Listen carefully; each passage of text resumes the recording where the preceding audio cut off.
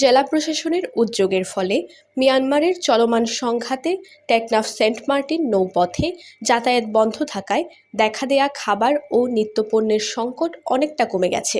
এছাড়াও শীঘ্রই Teknaf marine drive সংলগ্ন সমুদ্র থেকে সেন্ট মার্টিনে কাঠের বোট চলাচলের উদ্যোগ নিচ্ছে প্রশাসন। তবে জরুরি বা অতি জরুরি রোগীর চিকিৎসার প্রয়োজনে সেন্ট মার্টিন থেকে টেকনাফ পর্যন্ত একটি সি অ্যাম্বুলেন্স জরুরি বলছেন দ্বীপের বাসিন্দারা। সি অ্যাম্বুলেন্স দরকার।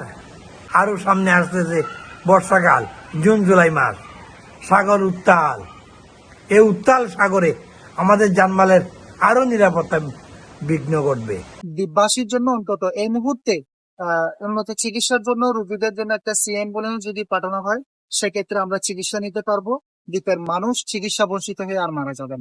সেন্ট মার্টিনের ২০ শয্যা বিশিষ্ট হাসপাতালের medical officer doctor Mohammad Naimur Rahman জানান, প্রতিদিন ৮ থেকে ১০ জন ইমার্জেন্সি রোগী থাকে। তাদের সমুদ্র পাড়ি দিয়ে ট্রলারে করে টেকনাফ যেতে হয়। যাতায়াতের সুব্যবস্থা না থাকায় উত্তাল সাগরে অনেক সময় রোগীদের ঝুঁকি বেড়ে যায়। সেক্ষেত্রে সি অ্যাম্বুলেন্সের ব্যবস্থা করলে দ্বীপবাসী উপকৃত হবে।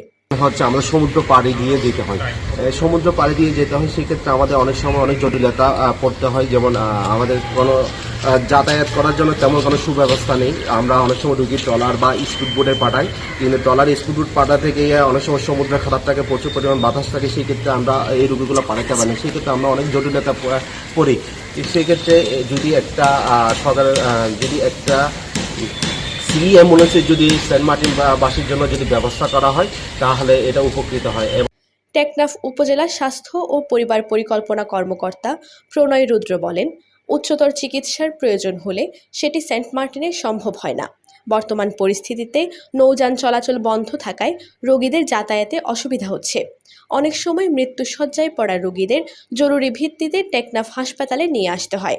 এমন অবস্থায় সি অ্যাম্বুলেন্সের খুবই প্রয়োজন। এটা অসুবিধা হচ্ছে যখন প্রাথমিক চিকিৎসার বাইরে যখন স্পেশালাইজ চিকিৎসার প্রয়োজন পড়ে, তখন সেসব ক্ষেত্রে এই রোগীকে কিছু পরীক্ষা নিরীক্ষার দরকার পড়ে বা উচ্চতর চিকিৎসার জন্য উচ্চতর বিশেষজ্ঞ চিকিৎসকের যখন দরকার পড়ে, তখন ওইটা ওখানে সম্ভব হয় না।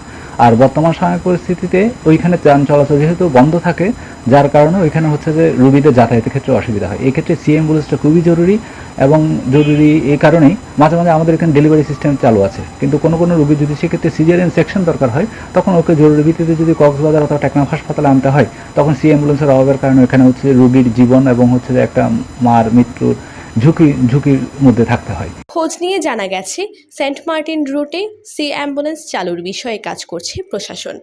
সেন্ট মার্টিনে সি অ্যাম্বুলেন্সের প্রয়োজনীয়তা নিয়ে টিটিএন প্রথম সংবাদ প্রচার করে। News desk, TTN.